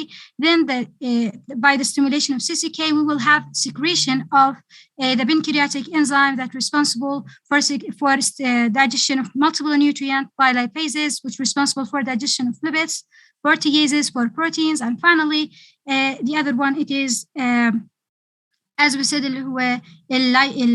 lipases for lipids. Now, at the same time, we have the bile secretion, which is responsible for emulsification of fat to make the proper digestion for the lipids. Now, I want to emphasize a concept here, which is that the lipid digestion, 90% of it depend on the pancreatic enzymes, compared with other nutrient, which is about 50% of it can be digested in the stomach and even in the oral cavity. For that reason, the fat maldigestion, it is the main symptoms and main important clinical symptom. We're going to talk about it related to exocrine pancreatic insufficiency. Next, please. Okay, now the exocrine pancreatic insufficiency, what happened here in this disease that we will have a secretion or poor secretion for the pancreatic enzymes and followed by maldigestion for multiple nutrients, as I said, from proteins, lipids, and carbohydrates. And because lipids mostly depend 90% of them in the enzymatic pancreatic enzymes, so they are the most one that will be affected and lead to what we call fatty diarrhea or what we call the steatorrhea. And because we know that vitamins, multiple forms of them, vitamin A, D, and E, and K depend on the fat to be absorbed. So we will have also malabsorption for these vitamins. Next, please. Okay, what is the etiology? What the things can lead to exocrine pancreatic insufficiency? We have non-pancreatic causes, and this includes celiac disease, Crohn's disease, autoimmune pancreatitis, alongside with Solingen-Elson syndrome. Some of them are already explained. In my part, I will focus on pancreatic causes for exocrine pancreatic insufficiency, like chronic pancreatitis, acute pancreatitis, cystic fibrosis, obstruction of the pancreatic duct, and Schwab-Diamond syndrome, and diabetes for sure. Next, please.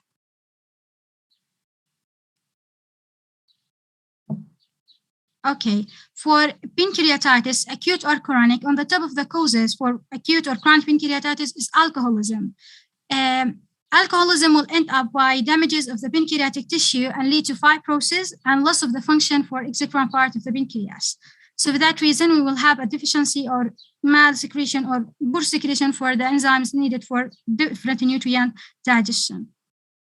We have also we said that one of the etiologies is cystic fibrosis. We know cystic fibrosis, what happened here, we know that we have a chloride channel that's responsible for when we have a secretion of the chloride, it will be followed by water and decrease the viscosity of the pancreatic secretion through the bile duct, so it will be easily pushed out to the duodenum and digest the malleable nutrient. In cystic fibrosis disease, what's happened is we will have damage or mutation in this pump, which is called cystic fibrosis transmembrane regulator, and it will prevent the chloride secretion, or it will be not secreted, and by then the water, it will not be as well, lead to more viscous secretion, and by then it will be hard to be pushed out from the pancreatic duct.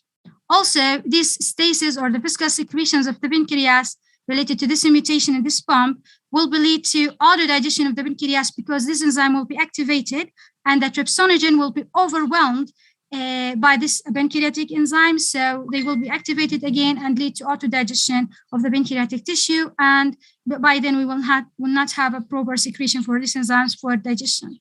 Next, please.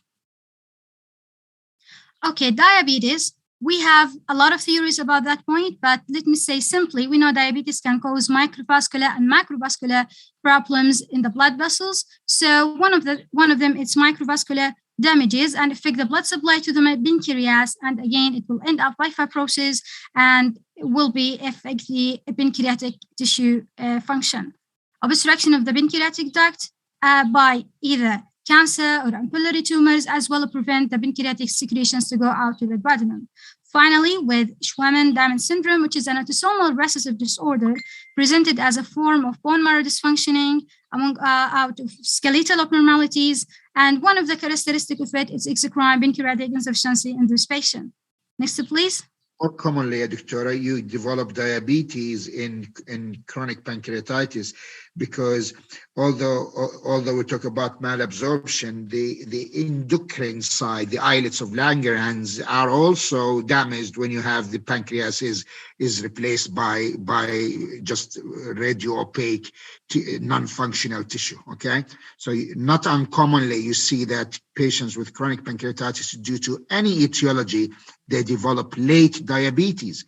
So if you've got someone who's an alcoholic and he comes to you with chronic pancreatitis, make sure he has not developed late diabetes, because of the endocrine side of the pancreas has also become damaged. So it's not only diabetes can cause chronic pancreatitis is not uncommonly associated with diabetes as well. Carry on, Doctora. Yes, Doctor. Next, please. Okay, now let us talk about history and physical or signs and symptoms of this disease. Again, we have a malabsorption of multiple nutrients. So this nutrient will be not digested by the enzymes and let them available for the normal flora of the bowel. And by then this normal flora, when it will be digest them, lead to formation of gas, and this appear as a form of a bloating of the abdomen or abdominal distension. Also, a large amount of gases go out from this patient. Again, we have a fat malabsorption. So the patient will have oily, light colored stool. And because this malabsorption substance, again, will make a kind of osmotic diarrhea or suction out of fluid from the circulation to the lumen site, lead to frequent loose stool in their bowel habits. We can say, again, because of malabsorption of multiple nutrients, because of maldigestion, end up also by weight loss, which is unexplained. The patient is not following any kind of diet, and he is well in nutrition, but he is losing weight. And also waking up multiple times at the night to go to pass a stool. It's also one of the things that can become complaining with it, the patient. Again, we have a fat malabsorption. So we know that vitamins, we have the vitamin solubles, which they are vitamin K, the most important one, which is responsible, as we know, of synthesis of multiple flocculating factor, which is specifically factor 10, 9, 7, and 2. And that leads, because we have deficiency of vitamin K, will not have the availability to synthesis of these flocculating factors, and we will end up by prolongation of prothrombin time and appear the patient with what we call ecchymosis or bleeding tendency. Because of, again, of electrolyte disturbances, we have to notice very important two signs. We can see them clinically during physical examination because of hypokalemia and hypomagnesemia, which they are a Troster sign and a Chubistic sign. Okay, next please. No, okay. Related to other differential diagnosis. بس حط في بالك ضل أقل من دقيقة بس يعني. Okay, we know all of these syndromes. We talked about all the other malabsorption syndromes. Okay. خذينا على investigations يا دكتور. Okay, go to the investigation part. Okay, for investigation part, there is general things like anemia and such things, but the more specific thing related to pancreatic insufficiency, it is fecal elastase test. Elastase is one of the proteases produced by the pancreas. In those patients, that because we have deficiency of enzyme secretion, the fecal elastase will be lower than it normal in the fecal when we do fecal analysis for elastase by ELISA mechanism. So to be diagnostic, it should be below 200 milligrams per gram in feces to be diagnostic. Doctora, well done. That's the most commonly requested test in GI clinics to diagnose.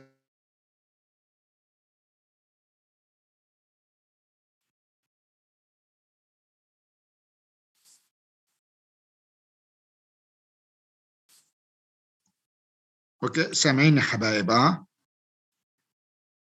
دكتور اعتقد we will probably stop here لانه صار لنا ساعتين بس الدكتوره هاي اللي قدمت البنكرياتايتس the most commonly used test to confirm chronic pancreatitis with malabsorption and pancreatic insufficiency is fecal elastase زي ما حكت زميلتكم. Okay, the other tests we don't do them. They are more into in-depth biochemistry, but in clinical practice we like to do fecal elastase. There are radiological features you can tell on the imaging that the pancreas is chronically insufficient, as calcification, shrunken pancreas, all of these. But the biochemical test we like to use is what your colleague has just said, fecal elastase. بدي كمان دقيقة يا دكتورة to summarize. كملي يا دكتورة. Okay, next please. Okay, there is, can you just skip the slide? Okay, this is this, you can look at them, just exclude the other diagnoses, and some of them already mentioned by my friends. Next, please. Another next. Okay, this is secretin test. Is there unnecessary to explain what is it? Or no need, dear doctor, because we don't do it in practice. Okay, next, please. Another one. Move on. This one. Yes, we said there is also we can use abdominal imaging for diagnosis of chronic pancreatic insufficiency, as long as chronic pancreatitis on the top of causes for this disease or this condition, we can see by either CT or MRCP that changes that causes by chronic pancreatitis. In CT, we can say like pancreatic duct calcifications, and the pic here attached for the CT illustrate what I already said. We can also see another changes like changes in the size and the shape and pseudocysts, etc. For MRCP, we have also multiple changes can be seen in chronic pancreatitis, but I attached a picture for one of them, which is dilatation in the pancreatic duct, and it's appearing clearly here for you, if you can notice it. Okay. What? Carry on, Doctor. Now, finally, we can talk about what is the management or the treatment for this patient. As simple as that, we have a deficiency in the pancreatic enzyme. So the treatment is replacement for this enzyme by giving what we call pancreatic enzyme replacement therapy. And also because we said we have a deficiency in multiple vitamins, we can also give the patient a bunch of these vitamins to supply his requirement. Also, it's very important to advise the patient to follow a restricted diet, especially reducing the fat in his diet, because we know he has already problem in digestion of the fat. General management, we know alcoholism, as we said, on the top of causes for pancreatitis. So reducing intake of it is very beneficial and helpful for his condition. Smoking cessation, among also with vitamin D supplementation. The assessment for this patient is important. So after 1 month and 1 month or 6 weeks, you have to reassess the patient. If his symptoms enhanced, there is no diarrhea or anemia symptoms or such things, this is good. If the patient does not enhance in symptoms, so you have to look out for why the treatment is not working. And one of the causes for that, it is that this enzyme you're giving out is digested by the stomach acidity. So you have to give the patient proton pump inhibitor. And if then reassess the patient also after a certain period. And if it is enhanced, so this is good. If it's not, you have to refer him for a specialist. Next, please. Okay, I end my part of exocrine pancreatic insufficiency by attaching for you a case report for exocrine pancreatic insufficiency in 2 palliative patients. So this is a typical case and presentation. Do we have the time for reading this case, or let them for the I will ask you all to read it individually, and if there are any questions, you can direct the questions to me. Okay, doctor. Okay. شكرا يا دكتورة. Can we stop here because it's been more than 2 hours? زي ما حكيت لكم, this subject should have been covered by the surgeons. مش السيرجنز علموكم acute and chronic pancreatitis يا حبايب؟ Yes, doctor. Yes. أنا فهمت إنه pancreatic diseases were covered by the surgeons. Am I right? صحيح. Yes. لذلك يعني maybe the functions and maybe the fecal elastase the test كله هذا المفروض يكون علموك اياه. المشكله انه هذا مش محطوط بالسيلبس تبع الجاسترو, but it's good you talked about it in the malabsorption. بس انا بالنسبه لي بجوز اني ما اسالكم عن هذا عن البانكرياتيك ديزيز, لانه حقيقه السيرجنز are the ones who are going to put the questions on pancreatic diseases as part of the surgery side of the GI. انا ما عندي ممانعه. بالنسبه لي المواضيع الرئيسيه حكيت لكم اياها بالمال absorption, وزي ما حكيت لكم اسئلتي سهله, ودرسوا المحاضرات. عن محاضرات درستوهم مش هيك؟ ان شاء الله دكتور. في اي اسئله على المحاضرات؟ خلينا نستغل 5 دقائق لاي شيء مش مفهوم محاضراتي يا حبايب. دكتور عشان الميني اوسكي عشان ركز. انا حاط اسئلتي بالميني اوسكي من زمان لسنه رابعه. اسئلتي سهله سهله سهله, لما تشوفوها راح تعرفوا. شوفوا لما تيجي الامتحانات راح تعرفوا ان اسئله الدكتور حسن بجوز هي, لأن شفت أسئلة سادسة ما كانت صعبة, لكن في بعض التخصصات ما بدي أحكي لكم أي تخصص كانت أسئلة شوية طويلة ويعني هيك in depth. أنا بالنسبة لي بيهمني منكم لما تتخرجوا تكونوا safe and know how to manage acute GI problems. هذا اللي بيهمني أنا بالGI. والثيوري بالريتن دائما أسئلتي بالثيوري more of clinical. فهمانين؟ يعني وريتكم أعطيتكم سؤالين جبناهم لسادسة, هذول سؤالين من 15 سؤال. حتى بقية الأسئلة very simple. ما تخافوا من دكتور حسن أسئلته سهلة. أنا لسه ما حطيت أسئلتي, والمنوسكي أسئلتي حتى اللي حطيناهم سهلات كثير. لما تشوفوهم راح تعرفوا إنه إحنا كنا very kind to you. Okay, I will leave it here. I think بدي أعتذر من الزملاء اللي عندهم بجوز further presentations, بس أنا بالنسبة لي from a GI point of view لهون بكفي. اوكي, ما بدنا نخش بمواضيع اخرى. حتى small bowel syndrome والريسكشن, يعني هذول we covered many of them in the Crohn's disease, لانه Crohn's is a terminal ileal disease most of the time. لذلك هذول مثلا حطينا سؤال لسادسه. ما دامكم معي خلينا اوريكم شو حطينا لسادسه. سؤال بيتعلق بالمال absorption, بس كان له علاقه بالمال absorption, بس هو كان يعني شغله سهله. خليني اقول لكم اياه. خليكم معي خلنا نشوف وينه.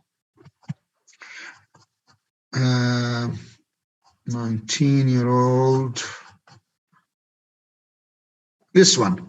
29-year-old woman with ileal Crohn's disease presents to the ER emergency room with renal colic. What is the most likely composition of her renal calculi? في أسهل من هيك؟ لا دكتور واضح. شو الجواب؟ اوكزاليت.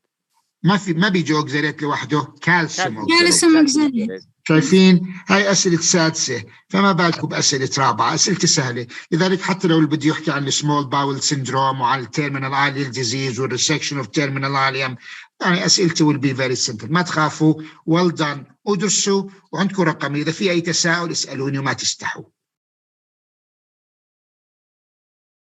اوكي يا حبايب, ان شاء الله دكتور. we will finish here. اي تساؤل ابعثوا لي على الواتساب. الله يوفقكم وجود لك يا اولادي يا بناتي. الله يعطيك العافيه دكتور. هلا يا عمري, هلا, الله يسعدكم. مع السلامه. مع السلامه. ذاكروا كويس, ذاكروا كويس. ان شاء الله دكتور. مع السلامه. يعطيك العافيه دكتور. مع السلامه. السلام.